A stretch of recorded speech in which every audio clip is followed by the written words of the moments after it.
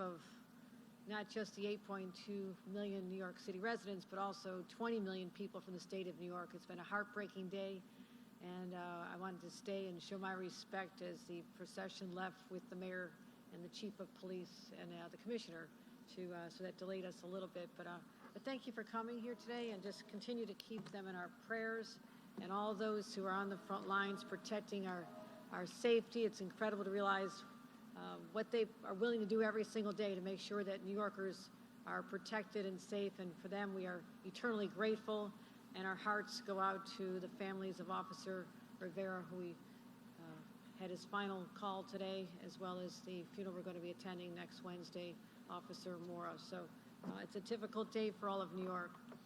And also, we have a little bit of challenge before us. I just told the county executive, I said, what's with Suffolk? I thought Buffalo had the most unusual weather patterns, and it seems like you're always on the front lines lately. So it's fascinating, and those who love to study weather, like my commissioner here, this is an exciting time for you. Commissioner Braid, our Commissioner of Homeland Security and Emergency Services, was once the Chief of Staff of the National Weather Service in Washington, so she gets very excited on days like this. So unlike the rest of us who dread it, she looks forward to it. So we're going to look at some numbers on the storm, and I want to make sure you have a full briefing on what we're doing in anticipation of the storm, because storms can be devastating, they can be deadly, they can be dangerous, and we are on call right now with the warning we've seen coming up the East Coast and this confluence of an incredible storm. It's calling us to be prepared, and I want you to see what preparation looks and feels like, and you'll hear from the people who are on the front lines, and I want to thank the members of the DOT who are here and the others who will be out there driving the plows and really putting themselves in harm's way to make sure that we can get home from our commutes, make sure we can get home to our families. And I'm going to ask everybody to do their part in helping keep our roads clear this evening. So I am joined by Commissioner Jackie Bray, our commissioner, as I just identified her. Marie-Therese Dominguez, Commissioner of Department of Transportation. We've been at events like this from Buffalo to Albany, here in Suffolk County, so she is a seasoned pro. Feel very comfortable with her leadership. And Jan Oliver, because we're going to be talking about the impact on the MTA, newly named the permanent, no longer acting, but the chair and CEO of the Metropolitan Transit Authority. Also, we have Patrick Ng, who's the president of the MTA Long Island Railroad, which is an important lifeline for our commuters here on Long Island, so he'll be joining. He's here as well. And Steve Malone, our county executive, who you'll be hearing from about the county's preparation. So let's take a look at what we're doing here. These are the maps we wake up and dread when we see them in the morning news. The orange is the blizzard warning, so there you go. It's coming our way.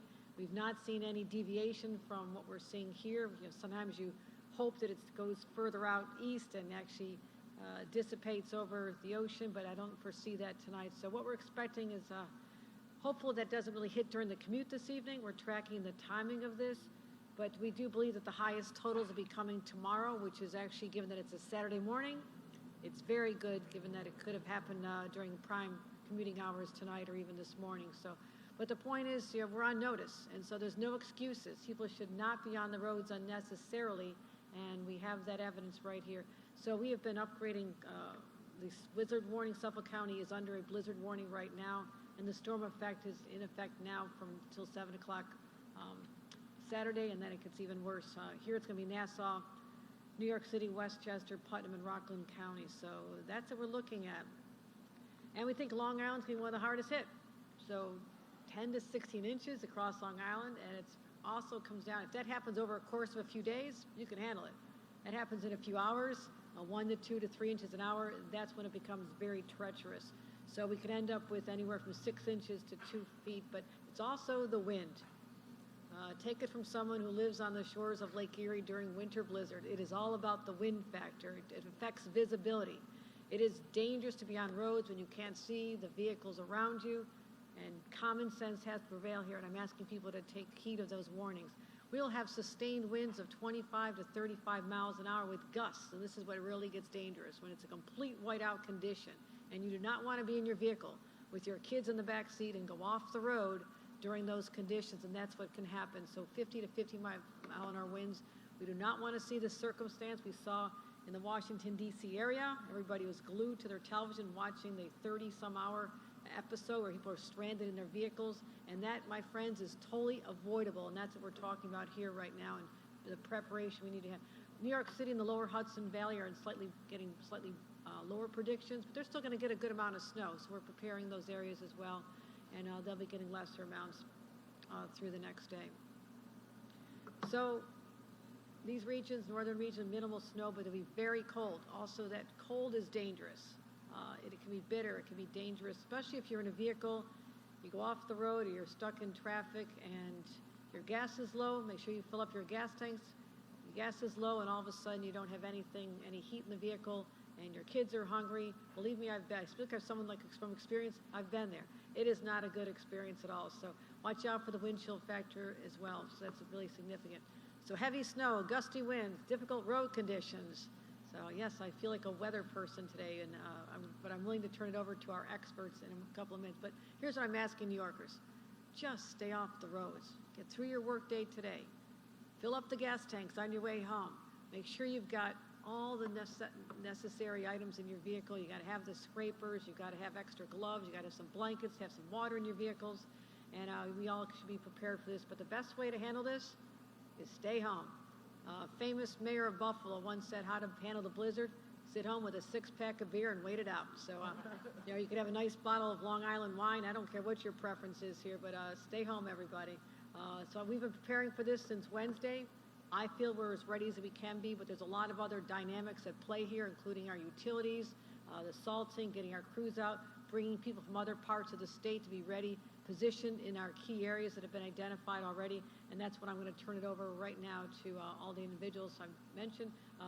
Let's hear first of all from Commissioner Bray on her preparations, then we'll hear from Commissioner Dominguez, Chairman Lieber, and so you'll have up-to-the-minute information on what we're doing, but it's all in the hands of how we're willing to handle this. If we are staying home, you'll be safe. You're on the roads. It is wildly unpredictable starting this evening and certainly through the night and into tomorrow. So we're on notice. Everybody get home safely tonight, and we'll get back and talk about our COVID report in a couple of minutes. Commissioner Bray. Thank you, Governor. So as the Governor said, we've been preparing since Wednesday. Our State Emergency Operations Center is activated. We're engaged with the National Weather Service on a near hourly basis at this point, and with all of our partner agencies. Our downstate stockpiles will open early morning, Saturday morning, to support any local government requests for needs, pumps, chainsaws, generators, or anything else they need. Both DOT and state police have moved personnel down to Long Island. Commissioner Dominguez will speak to DOT, but the state police will increase patrols, particularly on Long Island's roads. The thruways got over 360 plows deployed, 11 tow plows and 67 large loaders here ready for the storm. Statewide, we've got over 5,500 utility workers ready to respond, of which 1,300 are here, and additional are here downstate. Additional utility workers are staging in Westchester and the Bronx tonight to surge as needed. Our Long Island state parks, as a precaution, will close tomorrow, and our parks and our DEC teams have cut and toss crews ready to go in the event of downed trees. Port Authority is expected to implement speed restrictions, so be on the lookout for that for our bridges and our roadways leading to our crossings. And just want to reiterate the Governor's message to stay off the roads if you don't have to be out there after about 8 p.m. tonight. We really want you home through the day on Saturday. Our Office of Emergency Management has been in touch with every county emergency manager in the affected region over the last 24 hours, and will stay in touch to respond as needed over the course of the storm. Thank you. Oh, I'm sorry. Commissioner Dominguez will speak now to DOT assets. Thank you.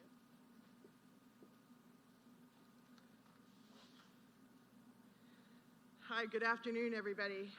Thank you, Governor Hochul. Always appreciate your leadership as we prepare for a snow event like the one we're about to face here.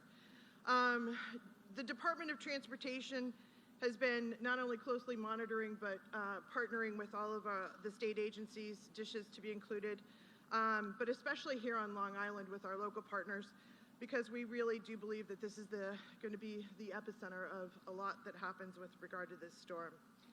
DOT forces will be out in force, clearing the roads, and we're ready to take on whatever Mother Nature sends our way over the next 24 or 48 hours. Tonight, the department is going to be planning to issue an advisory speed of 45 miles per hour on the Long Island Expressway and all the parkways here on the island. And we're also going to restrict trucks to the right lane only on the LIE. We do this for safety reasons. It's really important. So please, abide by the speed limit. These advisory speeds will be supported by our variable message signs, which you see across all of our roads and our parkways. And they're only going to be lifted when we believe that it's safe to do so. I personally have packed my bag. I'm going to be here to ride out the storm, along with our crews here who do an excellent job. So in addition to the more than 360 Department of Transportation supervisors and operators who are located here on Long Island, we have the following assets at our disposal. We've got about 252 large plow trucks, 16 medium duty trucks, 37 large loaders, a tow plow, and 2 snow blowers. And these aren't your average snow blowers, they're massive. So I just wanted to clarify that. We're also bringing an additional 94 personnel from DOT from across the entire state. We're bringing folks in from the Mohawk Valley, from the Finger Lakes, from the Southern Tier, about 94 in total, to make sure that we are adding to our great capability here in Long Island, and that includes 70 additional plow operators, 10 supervisors, 6 signal technicians to make sure that we're addressing any outages, 4 mechanics, and as well as 3 assistant resident engineers and a safety officer to make sure everybody stays safe. We've got tow trucks that will be strategically placed across the island in Syosset, Riverhead, Medford, Hampton Bays, Central Islip, Melville, and North Merrick. We would do that so that if there's a crash, we can clear it quickly and make sure that people are able to traverse safely. If additional crews are needed, we're ready to deploy. We've got the capacity, and we'll pull them in from across the state. We're also, as Commissioner Bray said, we've also got chipper and tree crews ready on standby in the event that there's any downed trees, or we've obviously got some high winds coming. We're making sure that we're ready to go. DOT will remain staffed 24/7 for all of our operations throughout the duration of this event, as well as afterwards, so that if there's any cleanup that needs to be done in partnership with the localities, we will make sure that we do that. Our fleet mechanics are ready to go. We've staffed all of these residencies. These buildings that you see here are full of people that really make our operational capability happen. They're ready to perform any repairs that need to take place, but we're going to be on it. New York has some of the harshest winters, as we know, in the country, and DOT employs some of the most elite snow fighting teams in the entire nation. So we're really, really grateful for their efforts. They're dedicated professionals, they know what they're doing, and they're up to the operational challenge that's ahead of us. We prepare for storms like this all year round, and we'll be out there helping maintain our roadways and keeping them safe. I want to take one moment, a very important moment, and talk a little bit about safety, because this is a serious storm. As the governor said, the best thing you can do is stay home. Please stay off the roads starting this evening. Stay off the roadways. It's the best way that we can do our job, clearing the roads, and you can stay safe. If you have to be out, please drive slowly. But again, if you can, avoid travel if at all possible. Our plow operators are going to work around the clock until all the roads are clear and they're safe for everybody. But keep in mind, our plows go about 35 miles an hour, and it takes 1 to 2 hours for them to do an entire beat of everything that they've got to cover. So if you see a plow on the road and it's in front of you, Don't try and go in front of the plow. Please, there's dangerous conditions. They're plowing snow, they're plowing ice. There's hazardous conditions in front of them. Give them the space to do their jobs. Don't crowd the plow, all right? It keeps the plow operator safe, keeps you and your vehicle safe. Again, please, everybody stay safe. We're ready to go. Governor, thank you very much for your support and your leadership. We greatly appreciate it. Governor Hochul, there's nobody that knows snow like Governor Hochul. Let me take a moment and introduce my colleague, Jano Lieber, the Chairman and CEO of MTA.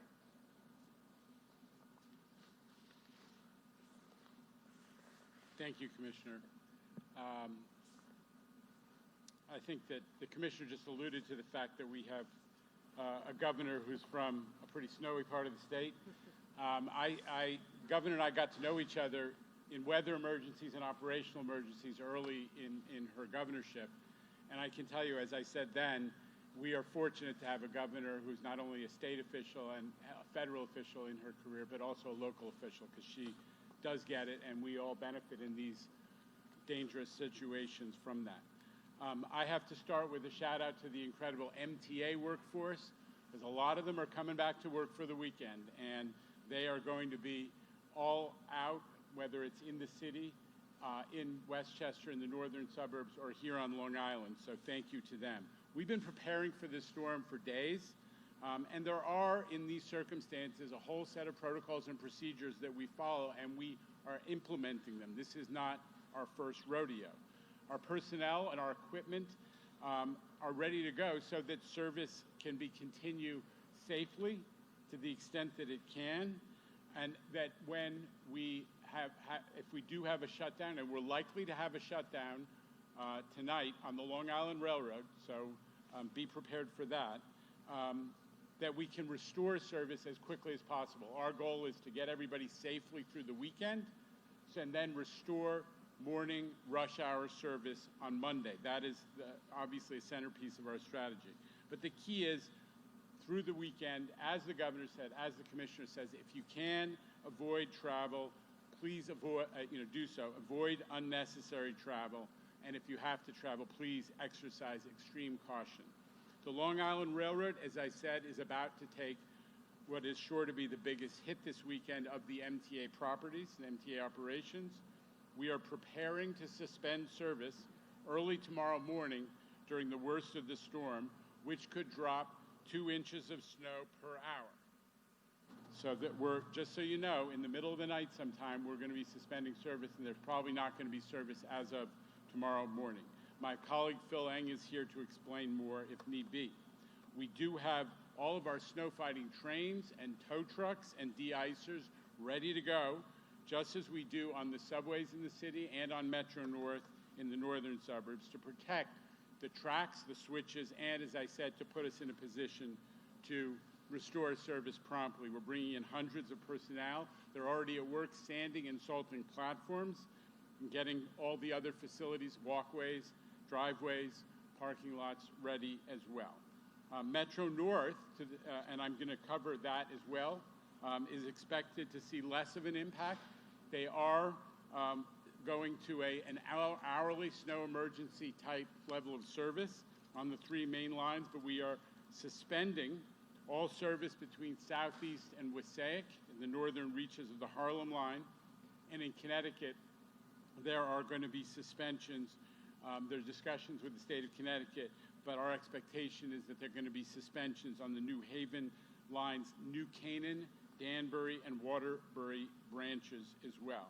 And Amtrak, in case it hasn't been made clear, has suspended all of their service north to the north of New York City.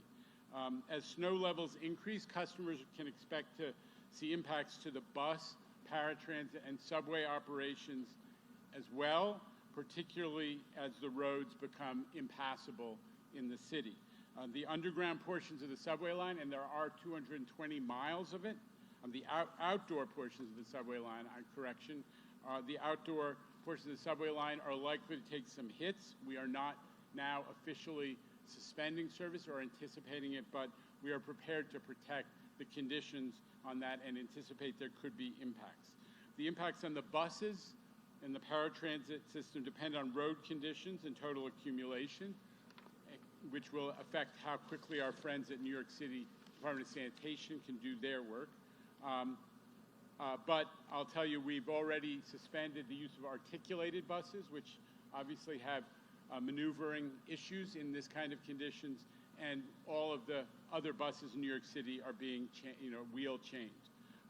We'll be closely monitoring the conditions Saturday and Sunday again, we're trying to maximize service, but we're prepared to suspend or reduce service wherever necessary. On the bridges and tunnels, and the Commissioner referred to some of it, we've got 10,000 tons of roadway de-icer and 115 pieces of equipment. Those are for the MTA bridges and tunnels.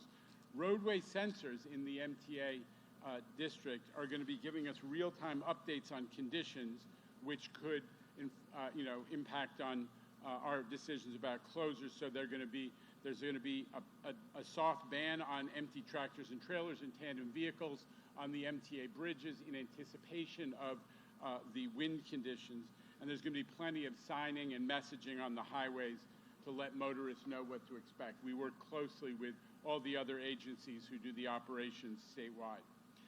So for the latest updates across all of our modes, the MTA modes that is, check the MTA website, and especially the MTA apps, which have very accurate real-time information, My MTA, the LIRR Train Time app, and the MNR, Metro North Train Time app, and use the social media channels. So with that, it's my pleasure to turn it over to my friend, the County Executive of Suffolk, Steve Belen.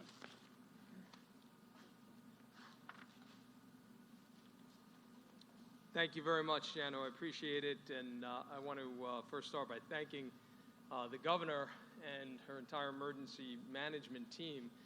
The governor mentioned the events, the weather events that we seem to have frequently here, and what is always the case whenever any of these come up, I can always expect to see her name pop up on my phone, because she's calling to check in to see what we need. And if there are any resources that are required from the state. And we appreciate the partnership with Governor Hochul and her team across a range of issues. But particularly during these events, my entire emergency management team is here as well. The only person who is not here today is our police commissioner, Rodney Harrison. Like the governor, he was attending the funeral today for Officer Rivera.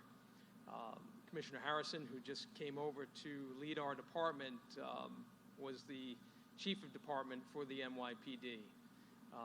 And Officer Rivera came on as he was chief. And I know this is a very difficult day for him. It's a difficult day for all of New York. And I can say all of us out here in Suffolk County are devastated by this loss. We are all thinking about our friends and colleagues in the NYPD, so many of whom are out here in Suffolk County. And we will keep Officer Rivera's family and loved one in our prayers, and just say thank you to all of the law enforcement officers out there who are working every day to keep us safe. So in Suffolk County today, we are preparing for a blizzard.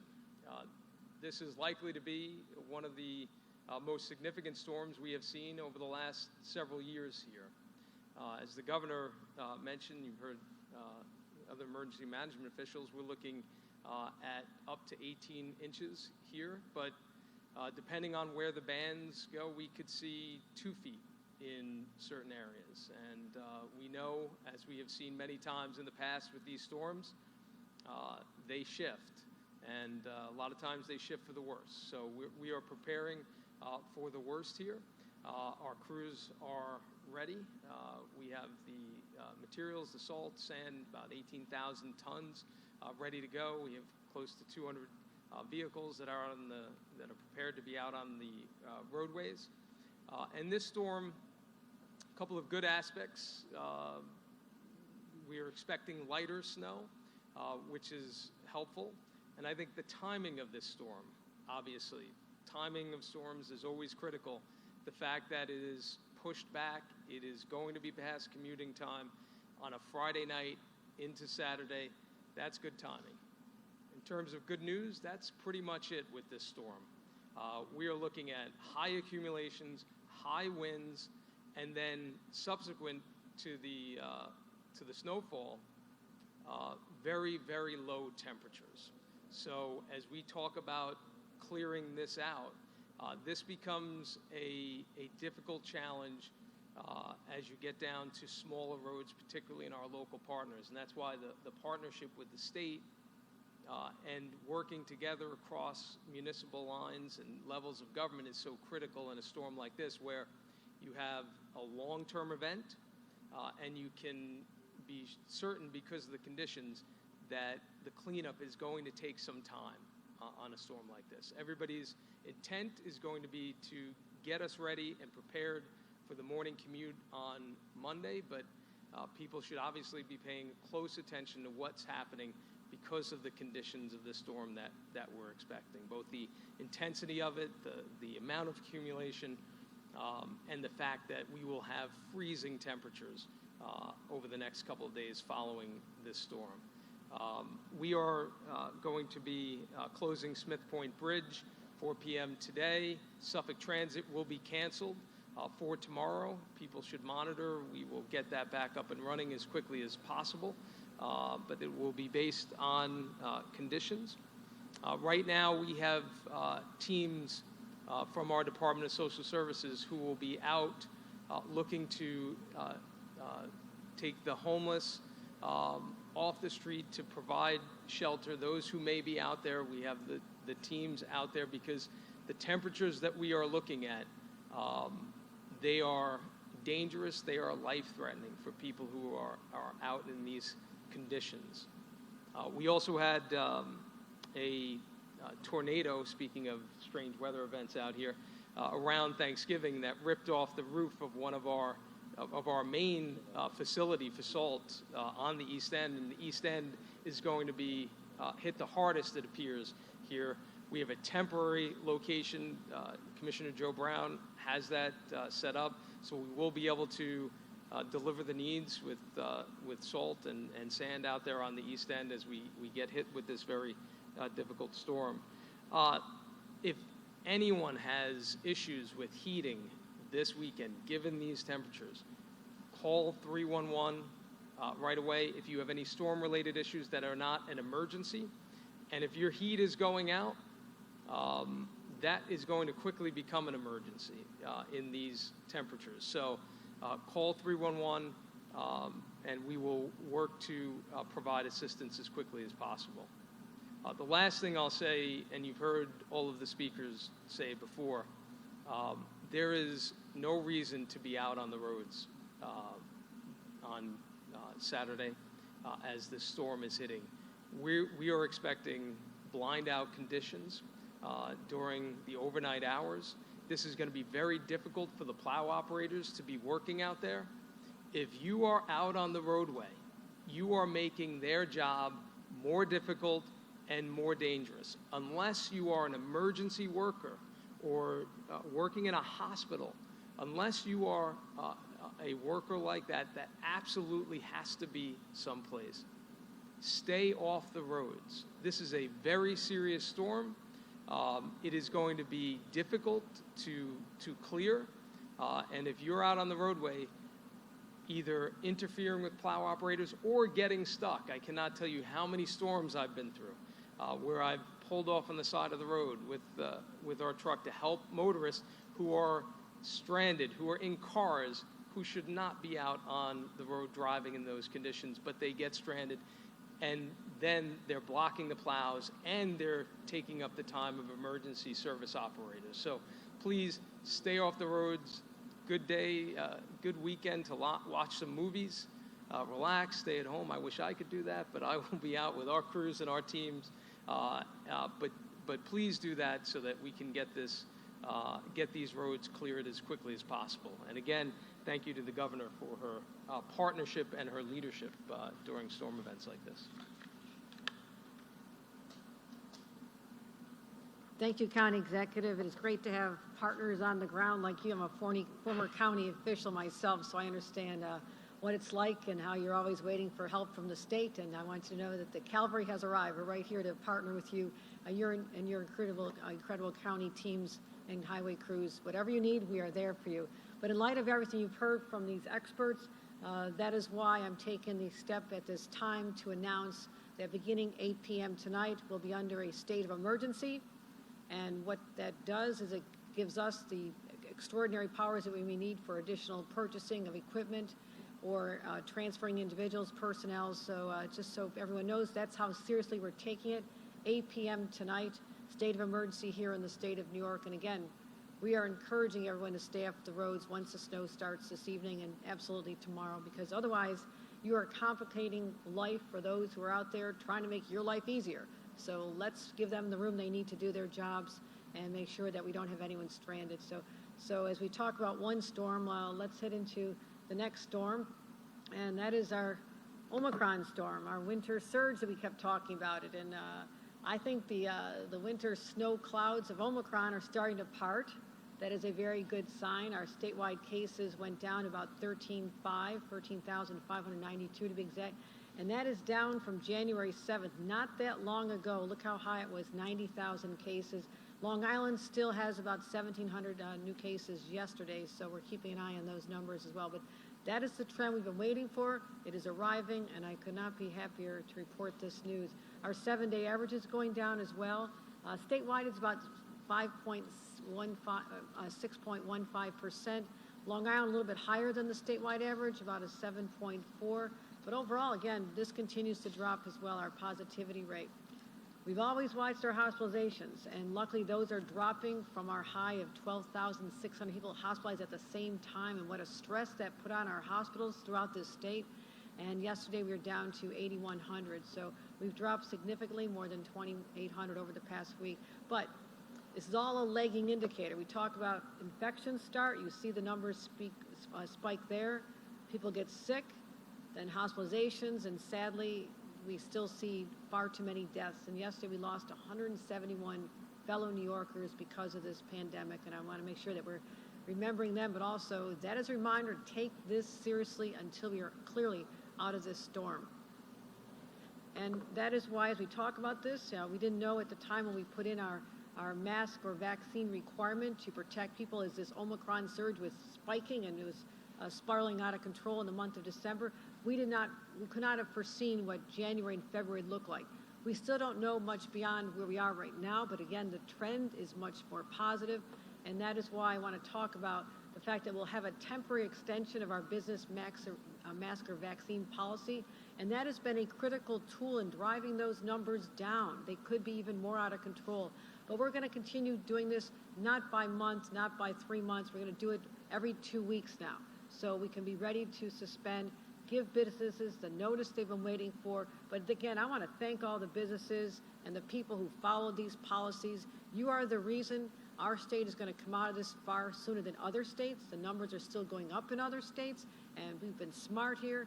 I thank the people. I thank the counties for their partnership. So we'll be extending that just through February 10th. Again, probably a couple days before that, we'll be evaluating. But if we continue on this rapid trend downward, we'll be in a good place. If it levels off or something else happens, I need that flexibility. And I'm going to continue to reserve that, but also people are waiting to hear when some of these restrictions can be lifted, and so we're going to continue with our flexibility. As we know, the school masking policy remains in effect, despite the fact that there was a little blip, but we are back on track legally. And I want to thank our Attorney General, Letitia James, and her incredible team for understanding the urgency of us appealing a decision that came forth based on factors that we don't agree with. We happen to think that the Commissioner of Health and the Department of Health have a responsibility to protect public health.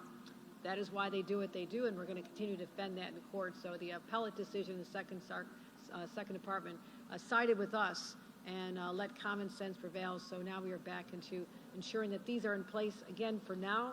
And the only reason we have this is because this is how we can keep our schools open.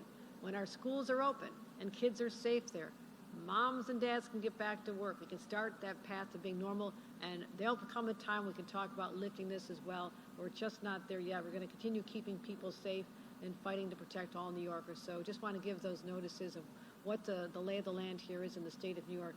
And also, let's continue to wear the masks, the ones that really make a difference, the N95s.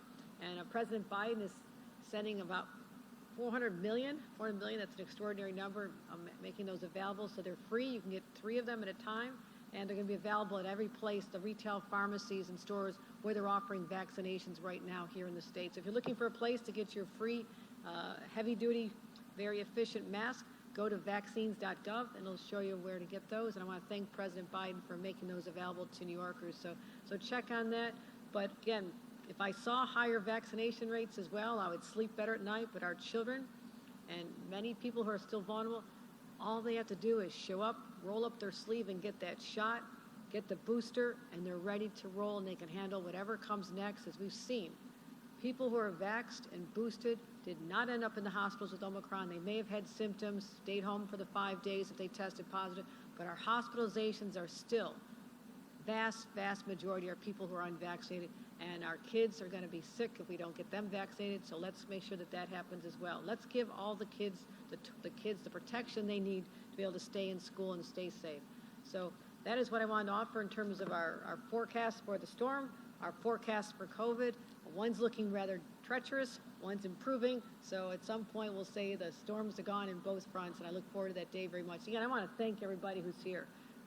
These men and women who look nice and warm and comfortable right now, they're willing to go out there. They'll be on the streets. Please protect their safety as well. What they do simply for you. So let's give them the regard that they do. And with that, I'll take any questions, and then otherwise we'll head back to the city and get ready for the storm.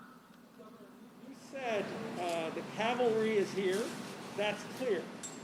In spite of that fact, what's your greatest concern as we head into this storm in the next, say, 36 hours? People getting stranded on roads. Absolutely, people getting stranded on roads. The snow will fall. I mean, I lived in a house at one time when the snow piled up over the course of 2 days, 7 feet. That's taller than I am. So, okay, up here, we could not open our back door, could not get food, could not get water, could not get heat. But I knew I was safer in that home than I was out on the highways where there was zero visibility. That is dangerous. And for people who are not as accustomed, they think, well, I'll just run to the store. I'll just run out. I'm just going to pick my kids. My kids want to play with their friends. Let me just take them over. Please don't make that calculation. Just stay home. Stock up on your food. Stock up on gas. Stock up on your subscription to Netflix. I can make some great recommendations. I had to do a lot of binging myself over the years. So just stay home. That is what I don't want to see. I don't want to see Long Island or New York State on the national news where everybody's jammed up on a highway, stranded for hours, kids are crying, people are desperate. That happened in Virginia, down where my family lived just a few weeks ago. That's a scenario that we're trying to prevent here. That's my nightmare. Yes? Off topic, okay? Sorry? Off topic, okay? Oh, who asked on topic now? Who has a storm question? How much of a concern are the frigid temperatures in terms of both safety and also the cleanup? Yeah, and when you talk about frigid temperatures, also what happens is frozen power lines, they come down. Do not touch a line. Do not try to remove it yourself. That is extremely dangerous. We have experts who know how to deal with that. But the freezing temperatures, particularly for people who are housing insecure, are homeless. And I'm glad the county executive mentioned this. These are people who need to be in shelter, starting to go there now. And any help that the county needs to make sure that those shelters are fully staffed, that they have the blankets, they have the food, the water will be there for them as well. So yes, it's fun to dress up warm and play in the snow, but at some point, the wind chills, not just the actual temperature, but you need to calculate the outdoor temperature with the wind, and that gives you the actual real feel on your skin. And there'll be times when it's just too cold to even let your kids go out and play. Keep them warm inside. This is only going to be a weekend. We anticipate getting back to normal after cleanup on Monday. It's not going to be one of those storms that lingers for days and days, which I've experienced before. So that's the good news right now, unless our weather changing at all? Okay. I'm willing to be corrected on that one, but right now it looks like it is a weekend event. You know, there's still football games this week, and I stopped watching last week. So if you want to watch those other teams, I don't really care right now. It's a little hard to talk about. So stay home, watch some football. Watch some Netflix. Make some apple pies. Make some chicken chili while you watch the games. What I usually do. So you just stay home. I'm not making light of it. This is deadly serious, but it doesn't have to be. doesn't have. That's why there's this warning. That's why we're standing here, and that's why I know the mayor's doing his own press conference. We talk about these. We're working with our local partners, so there's no reason why this has to be bad. We're home. They do their jobs on the roads. We're safe, and we talk about this in the past tense starting Monday. That's what my hope is. How bad will it start tonight? When will it start being like 1 to 3 inches? What is our expectation on exactly when that starts? Yeah, we expect the heaviest That's snow right to here. start, we expect that to start between 11 p.m. and 12 a.m. The sort of most intense bands would hit Suffolk. So we expect to see up to 2 inches of snow an hour in some of the hours over the sort of early Saturday morning. I wouldn't be surprised if we even saw 3 inches an hour out in eastern Suffolk. 3 inches an hour is a lot. Doesn't like that's coming down sustained every hour. That is quick. That's very challenging for the plows because they'll go do a route, make it all disappear. They turn around by the time they're done, hour and a half, it's all back again. So that is what we're doing. They're out there salting the roads as well. So stay out of their way. Stay out of their way. Any other on topic? Going on with stranded cars being a potential concern for you, what is the protocols to shut down some of the parkways and We're talking about how we're going to shut them.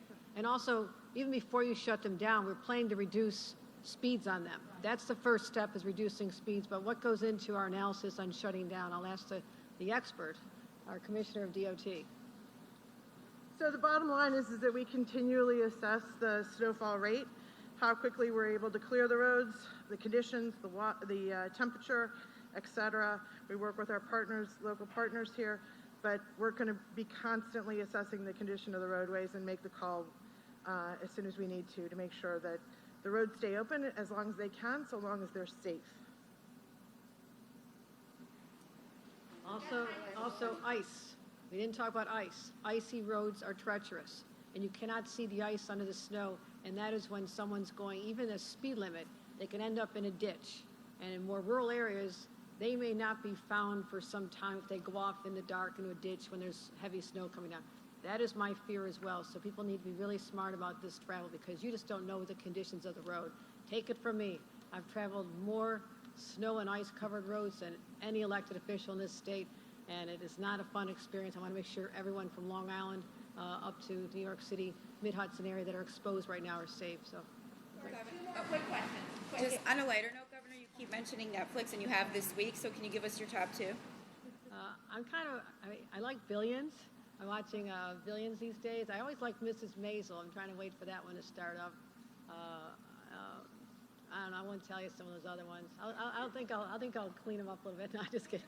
But also, I just, it's fun experience. I mean, I never had time my entire life to sit and watch, like, over a series. So my 30-something-year-old kids are always recommending shows, so I'll take their recommendations as well. But and I like Succession. They're kind of nasty to each other, but it's good. It's good.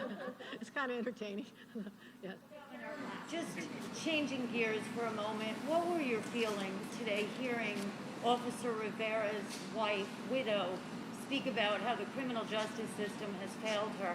And what will be your message to Manhattan DA Bragg when you meet with him? First of all, it's heartbreaking to see the riveting pain that young widow was experiencing. It literally brought me to tears as I was sitting there. And it's still hard to think about what that young woman was going through, her whole life ahead of her, and to lose her sweetheart who had a crush on her since they were just in grade school. So her pain was real, it was searing to hear, and it's going to be enduring for a long time. And we're just going to keep her in our prayers. But I also understand we need to do more to protect public safety. We need alignment with our men and women in uniform because they're out there putting their lives on the line to keep us safe. And yes, we have to protect people's rights and ensure there's fairness and justice in the criminal justice system, and there's been shortcomings, and we need to address them, but these are not mutually exclusive objectives. We have to work with our law enforcement, give them the respect, the resources they need, and so I'll be having a conversation about the desire, my desire to achieve both those objectives simultaneously because I believe they can occur. All right, thank you for coming, everybody. Appreciate it.